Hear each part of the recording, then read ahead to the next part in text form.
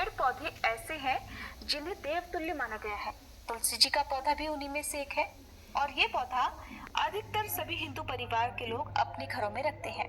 पूरी श्रद्धा से तुलसी जी की पूजा करते हैं। ऐसी मान्यता है कि तुलसी जी के पौधे में देवी लक्ष्मी जी का वास होता है। साथ ही साथ भगवान विष्णु भी इस पौधे में वास करते हैं। जब हम नियमित रूप से तुलसी जी की पूजा करते हैं तो शरीर में भी सकारात्मक ऊर्जा प्रवेश करती है। इससे विवेक बढ़ता है और हर कार्य में सफलता भी प्राप्त होती है। तुलसी माता की पूजा करने के अलावा कथाएं सुनने का भी विशेष महत्व है और खास तौर पर कार्तिक मास में तो तुलसी जी का महत्व और अधिक बढ़ जाता है। ऐसे में सभी भक्तों को तुलसी जी की पूजा करते समय कथाओं का भी श्रवण करना चाहिए। तो आज के इस वीडियो में आपको तुलसी माता की कुछ कथाएं सुना रहे हैं जिन्हें आप नियमित रूप से या हर एकादशी और पूर्णिमा के शुभ अवसर पर या तुलसी जी के विवाह के शुभ अवसर पर सुन सकते हैं। कथा शुरू करने से पहले आप सभी से अनुरोध है, कमेंट बॉक्स में तुलसी माता की जय जरूर लिखिएगा। एक बार भगवान शिव ने अपने तेज को समुद्र में फेंक दिया था। उससे एक महातेजस्वी बालक का जन्म हुआ और यही बालक आगे चलकर जालंधर के नाम से पराक्रमी दैत्य राजा बना, जिसकी राजधानी का नाम जालंधर नगरी था। दैत्यराज कालनेमी की कन्या वृंदा का विवाह जालंधर से हुआ। जालंधर महाराक्षस था।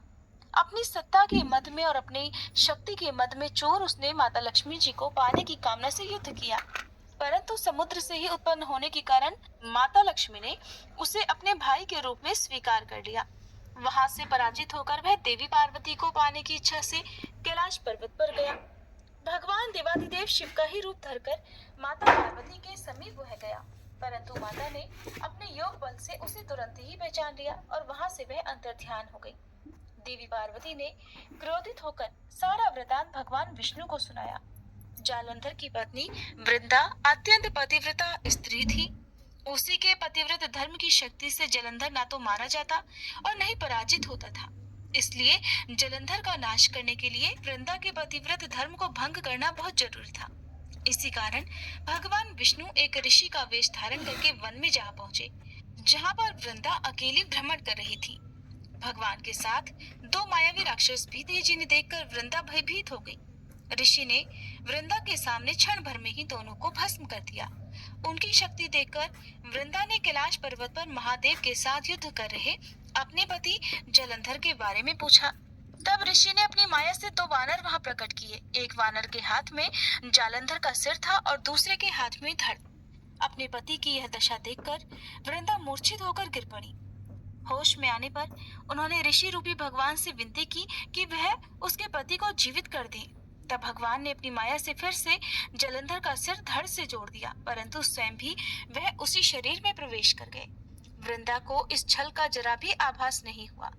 जालंधर बने भगवान के साथ वृंदा पतिव्रता का व्यवहार करने लगी, जिससे उसका सतीत्व भंग हो गया। ऐसा होते ही वृंदा का पति, जो महादेव से युद्ध कर रहा था, जालंधर युद्ध में हार गया और उसका वध कर दिया गया। इस सारी लीला का जब वृंदा को पता चला तो उन्होंने क्रोधित होकर भगवान विष्णु को शिला होने का श्राप दे डाला और स्वयं भी सती हो गई।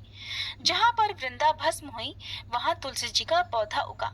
भगवान विष्णु ने वृंदा से कहा, हे वृंदा, तुम अपने सतीत्व के कारण मुझे लक्ष्मी जी से भी अधिक प्रिय हो गई हो। अब तुम तुलसी के रूप में सदा मेरे साथ रहोगी। जो भी मनुष्य मेरे शालिग्राम रूप के साथ तुलसी जी का विवाह करेगा, उसे इस लोक और परलोक में विपुल यश की प्राप्ति होगी। जिस घर में तुलसी जी होती है वहां यम के दूत भी असमय नहीं जा सकते। गंगा जी और नर्मदा नदी के जल में स्नान और तुलसी जी का पूजन एक बराबर माना जाता है। चाहे मनुष्य कितना भी पापी क्यों न हो, मृत्यु के समय जिसके प्राण मंजरी रहित तुलसी और गंगा जल मुख में रखकर निकल जाते हैं, वह पापों से मुक्त होकर वैकुंठ धाम को प्राप्त हो जाता है। जो मनुष्य तुलसी और आंवलों की छाया में अपने पितरों का श्राद्ध करता है, उनके पितरों को मोक्ष मिल जाता है।